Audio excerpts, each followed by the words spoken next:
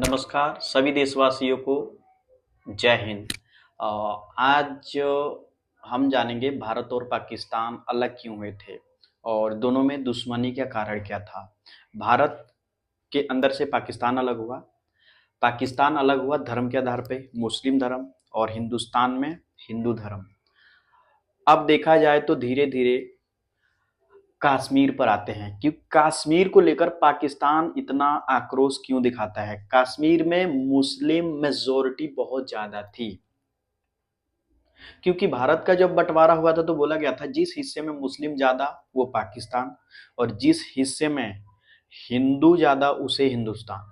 लेकिन कश्मीर में मुस्लिम ज्यादा थे, हिंदू कम थे। यहाँ के राजा थे हरि सिंह, और जब हरि सिंह थे तो पाकिस्तान ने क्या किया, शांतिपुर से आज़ादी तो ले लिया, मतलब कुछ सांप्रदायिक दंगे हुए और विश्व युद्ध भी चल रहे थे। विश्व युद्ध में जो लॉर्ड डलहौजी है, बहुत सारे ऐसे अंग्रेज हैं जिन्होंने वादा किया था कि अगर हम विश्व युद्ध सेकेंड वर्ल्ड वॉर जीत जाते हैं तो आप दोनों देशों को हम अलग कर देंगे। उससे पहले अपने देश से हमारे लिए सैन्य भेजा करो जर्मनी से युद्ध करने के लिए। हालांकि देखा जाए 1947 में पाकिस्तान 14 अगस्त 1947 को आज़ाद हुआ, 15 अगस्त 1945 को भारत आज़ाद हुआ। और देखा जाए तो पाकिस्तान 1948 यानी कि एक साल बाद ही अटैक कर दिया था किस पे, कश्मीर पे। और कश्मीर का 30% एरिया कब्जा कर लिया। कब्जा करने के बाद अमेरिका चला आया यहाँ पे, अमेरिका यूएन लेकर आ गया और यूएन ने बोला कि भाई आपकी बाउंड्री आप हार चुके हो, जो भी है इस युद्ध को यहीं विराम करो, इसे एलओसी मानो और इस वाले हिस्से को पीओके मानो। ठीक। उसके बाद क्या हुआ कि अमेरिका भूमिका निभाता है पाकिस्तान की तरफ से। बहुत सारी सैन्य उपकरण अमेरिका ने पाकिस्तान को दिया था, और 1948 का युद्ध में ना पाकिस्तान को फायदा हुआ ना ही भारत को। ये देखा जाए तो एक क्रिकेट मैच की तरह हुआ कि मैच ड्रॉ हो गया और दोनों देशों के जनता के बीच में जितने भी आक्रोश थी वहीं शांत हो गई। अमेरिका अपना चला गया। उसके बाद देखा जाए तो 1948 के बाद 1965 में युद्ध होता है, सेकेंड वर्ल्ड वॉर, मतलब बोला जाए तो सेकेंड इंडिया और पाकिस्तान का युद्ध 1965 में। क्यों पाकिस्तान ने 65 में युद्ध क्यों किए? 1962 में चाइना भारत पे अचानक से अटैक करता है और चाइना इस युद्ध में जीत जाता है, भारत की हार हो जाती है। चाइना ने मतलब धोखे से भारत पे वॉर करता है। हमारे पास इतने अच्छे उपकरण, हथियार, युद्ध गोला बारूद नहीं थे, जिसकी वजह से हम लोग हार गए थे। 1965 में लाल बहादुर शास्त्री ने तत्कालीन प्रधानमंत्री थे और इस युद्ध को 1965 वाली युद्ध हम लोग जीत गए थे। जीतने के बाद रूस ने ताशकंद में समझौता किया और उस समझौते के तहत लाल बहादुर शास्त्री की अचानक से मौत हो जाती है। भारत के पहले प्रधानमंत्री जिनकी मृत्यु विदेश में हुई थी। ताशकंद समझौता हुआ था। उसके बाद पाकिस्तान दूसरी बार हार जाता है। तीसरी बार युद्ध होती है 1971 में। 1971 में युद्ध होती है बांग्लादेश, इधर देखते हैं हम, ये रहा हमारा बांग्लादेश, और बांग्लादेश से बहुत सारे घुसपैठी बंगाल, झारखंड, बिहार, इधर नॉर्थ ईस्ट वाले एरिया में जाकर शरण ले लेते हैं। अप्रोक्स 2 करोड़ लोग बांग्लादेश के शरणार्थी बन जाते हैं। भारत में भूखमरी की तादार पर आ जाती है। उस समय तत्कालीन प्रधानमंत्री हमारे देश की इंदिरा गांधी थी, और इंदिरा गांधी ने कई बार पाकिस्तान से यूएनओ में इन्होंने शिकायत करी कि देखो ऐसे हो रहा है, ऐसे हो रहा है। और यहाँ के शेख हसीना के जो पिताजी थे वो गलती से इस वाले पाकिस्तान में क्या करते हैं, वो जो ओरिजिनल पाकिस्तान है जिसको बोलते हैं पश्चिमी, और ये है पूर्वी पाकिस्तान। और इस वाले एरिया में क्या होता है कि यहाँ पे वो वोट मतलब इलेक्शन जीत जाते हैं प्रधानमंत्री के, लेकिन भाषा के आधार पे दोनों मुस्लिम कंट्री है, यानी कि पाकिस्तान एक इधर भी था और एक इधर भी था, लेकिन पाकिस्तान में सबसे अच्छा वही पाकिस्तानी है जो जिनको पंजाबी भाषा आती है। इनको अनपढ़ माना जाता था, जबकि ये भी मुस्लिम हैं, ये भी नमाज पढ़ते हैं, ये भी हर काम करते हैं जो मुस्लिम करते हैं, ये भी इनकी जीडीपी में योगदान करते थे। बांग्लादेशी जो मुस्लिम थे उनकी खान पान अलग थी, मछली चावल, उनकी भाषा अलग थी, बंगाली भाषा, इसीलिए ये नफरत करते थे। जीतने के बाद पाकिस्तान ने इस पे अटैक कर दिया, पाकिस्तान ने अपने ही हिस्से पर अटैक कर दिया और 30 लाख बांग्लादेशी को मार दिया गया। किसने मारा? यहाँ का सैन्य अध्यक्ष ने इसको मार दिया। मारने के बाद इसको मतलब बांग्लादेश ने इंदिरा गांधी से शरण मांगी, बचा लो बचा लो बचा लो। क्यों बचा लो? इंदिरा गांधी ने इससे प्रोटेक्ट किया और 16 दिन के अंदर field marshal monic Shaw Bharat के प्रथम फील्ड मार्शल थे, और इन्हीं के वजह से भारत ने 1971 का वॉर जीता और बांग्लादेश को 1971 में आजाद कर दिया। ये दिसंबर में युद्ध चालू हुआ था 1971 में। बांग्लादेश अलग देश बन गया, पाकिस्तान अलग देश बन गया। 93,000 सैनिकों को इंदिरा गांधी के द्वारा सरेंडर हुए सैनिकों को आजाद किया गया। ये दुनिया की सबसे शर्मनाक घटना है कि किसी कंट्री के 93,000 सैनिक सरेंडर हुए थे केवल भारत के अंदर। ये भारत की शाबाशी है। युद्ध कैसे जीते हम लोग? पाकिस्तान ने अमेरिका और नाटो सहित दर्जनों देशों को हिंद महासागर में अपनी हथियार और परमाणु बम लेकर आ चुके थे। सभी 7वां बेड़ा अमेरिका लाया था। सोचो कितनी जबरदस्त बात है। इंदिरा गांधी ने फोन किया रूस के राष्ट्रपति से, बोले कि ये इस बार बचा लो, जो कहोगे वो करेंगे। रूस ने बोला क्या दिक्कत है मैडम? उन्होंने बोला देखो पाकिस्तान से युद्ध तो चल रहा था ठीक ठाक, अमेरिका बीच में आ रहा है, हमें कर रहा है परेशान। रूस ने बोला क्या दिक्कत? रूस ने बोला कि इंदिरा ने बोला कि अमेरिका ने 7वां बेड़ा ला रखा है, कुछ करो, हमारे पास तो है नहीं। 1970 वॉर 1971 चल रहा था अभी सन। रूस ने बोला ठीक है, 1-2 दिन तुम संभालो जब तक मैं आता हूँ। रूस ने 40वां बेड़ा लाया, वो भी एटोमेटिक, फुल्ली एटोमेटिक, यानी कि रूस के एयरक्राफ्ट के मतलब 300 किलोमीटर दूरी पर अगर कोई दुश्मन की जहाज है तो एटोमेटिक फायर करेगा मिसाइल, जो कि न्यूक्लियर बॉम्ब। तो पाकिस्तान का साथ छोड़कर चला गया सब देश, नाटो चले गए, अमेरिका चला गया, फ्रांस, ब्रिटेन, सब।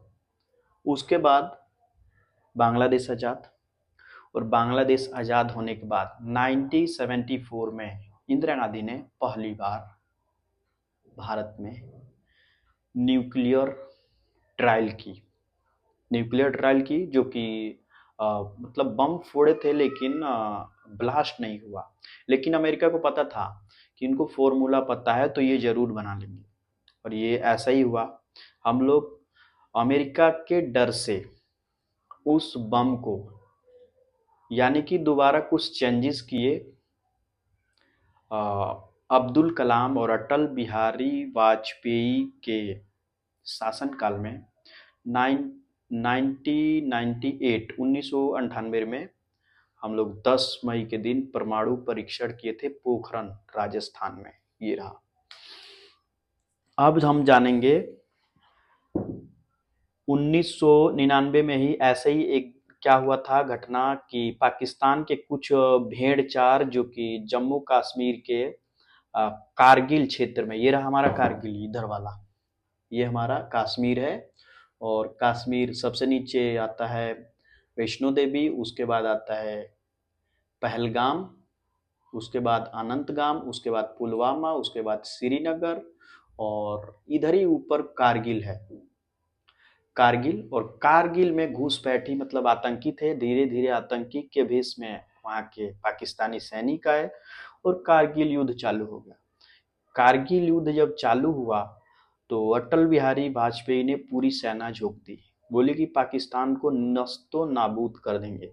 और हमारा जो पाकिस्तान दुश्मन देश है वो कारगिल युद्ध में भी पिट गया। देखो 1948 में पिटा, 1965 में पिटा, 1971 में पिटा, 1999 में पिटा और 2025 में तो और पीटेगा, जूता जूता से पीटेगा। वो सोचा भी नहीं होगा कि यार ये गुजराती मारेंगे मेरे को। बोले तो नरेंद्र मोदी, अमित शाह, सब पावरफुल। ये हुई हमारी भारत और पाकिस्तान। देखो सभी लोग जानते हैं कि भारत और पाकिस्तान में जबरदस्त युद्ध कब होता है, कब होगा। भारत में कोई भी पार्टी हो, कोई भी शासनकाल हो, कोई दिक्कत नहीं, कोई भी प्रधानमंत्री हो, लेकिन भारत के पड़ोसी मुल्क जिसको बोला जाए तो पाकिस्तान, पाकिस्तान और भारत में जब भी दुपड़ दो यानी कि जबरदस्त युद्ध हुआ है, उस समय पाकिस्तान में सैनिक शासन रहती है। सैनिक शासन पाकिस्तान में 1958 में चालू हो गया था। सैनिक शासन मतलब होता है तख्ता पलट, कि वहां के प्रधानमंत्री और राष्ट्रपति को रिप्लेस करके वहां के सेना का कोई मुख्य प्रमुख बन जाए और पूरी देश को अपने अंडर कंट्रोल कर ले और किसी भी युद्ध में जो मर्जी वो बम गोला दागे और सामने वाले देश को निस्तो नाबूद करने की क्षमता एक सैनिक तानाशाह में रहती है, जिसको बोलते हैं तानाशाह, जिधर बोलेगा उधर होगा। लेकिन भारत में ऐसा कभी हुआ नहीं है, ना ही कभी होगा। पाकिस्तान में हो चुका है, बांग्लादेश में अभी अभी हुआ है तख्ता पलट, हमारे पड़ोसी देश चाइना में तख्ता पलट हुआ है कई बार और चाइना कराता है।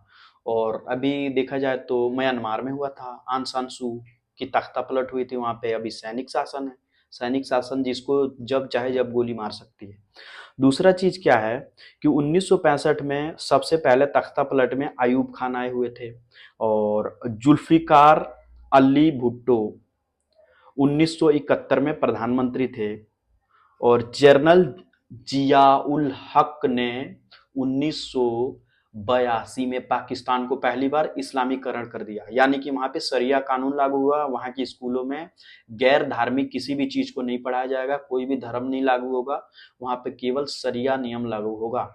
शरिया नियम के तहत किसी को सजा मिलेगी, किसी की एजुकेशन, हर चीज में धार्मिक शासन हावी हो गया वहां पे। पाकिस्तान जब आजाद हुआ था तो 1947 से 1980 के दशक तक बहुत अच्छा चला, भारत की जीडीपी से कंधा मिलाकर चला। जैसे ही इस्लामीकरण हुआ पाकिस्तान का शो डाउन होना चालू हुआ, पाकिस्तान नीचे की तरफ भागने लगा, क्योंकि यहाँ पे देश से ऊपर धर्म आ गया और किसी भी देश में अगर धर्म हावी होता है तो बहुत चिंताजनक बात है। उसके बाद 1999 में पाकिस्तान का जनरल कौन है, जनरल परवेज मुशर्रफ, ये भी हार चुके थे। परवेज मुशर्रफ पाकिस्तान के जनरल है, जो कि माना जाता है कि 200 करोड़ रुपए वहां पे लोग पाकिस्तान में जर्नल क्यों बनते हैं, मतलब तख्ता पलट क्यों होती है कि जितनी सैन्य बजट है सबको विदेशों में ले जाकर रख देते हैं। पाकिस्तान के प्रधानमंत्री, राष्ट्रपति या फिर जर्नल है, वो बहुत अमीर होते हैं, क्योंकि देश वालों को जानते हैं कि हमें युद्ध कराना है, लड़ाना है और फिर हमें जीतना तो है नहीं, सारे पैसे अलग अलग बैंकों में जमा कर लेना है। उसके बाद हम देखते हैं 2025 में प्रधानमंत्री नरेंद्र मोदी भारत के हैं और शहबाज शरीफ पाकिस्तान के प्रधानमंत्री हैं और आसिफ मुनीर वहां के जर्नल हैं। अभी सैन्य जर्नल जो है आसिफ मुनीर है और आसिफ मुनीर का जो रिटायरमेंट है अभी अक्टूबर में होने वाली है। और अक्टूबर में होने वाली है तो अभी बलूचिस्तान में बलूचिस्तान के टीटीपी जो आतंकी है वो एक ट्रेन को हाईजैक कर लेते हैं। हाईजैक मतलब सभी ट्रेन में जितने भी लोग थे सभी को बंधक बना लिए, उसमें तो अप्रोक्स सभी को छोड़ दिए और 100 ऐसे आर्मी थे जिनको बंधक बनाए। 39 आर्मी को उन्होंने गोली से शट डाउन कर दिया। उसके बाद इतनी बड़ी बेइज्जती अगर आसिफ मुनीर को हुई तो देश में उसकी क्या हुई थी, छवि खराब हो गई। जब छवि खराब हो जाती है किसी आदमी की तो सोचता है कि हम अपना छवि ऊपर करें और अपना जो कार्यकाल उनका अक्टूबर में खत्म होने वाला था उससे हम और ऊपर बढ़े। अक्टूबर में उनका कार्यकाल खत्म हो रहा था, उन्होंने एक आतंकी साजिश की जिसके पहलगाम में पहलगाम अटैक हुआ।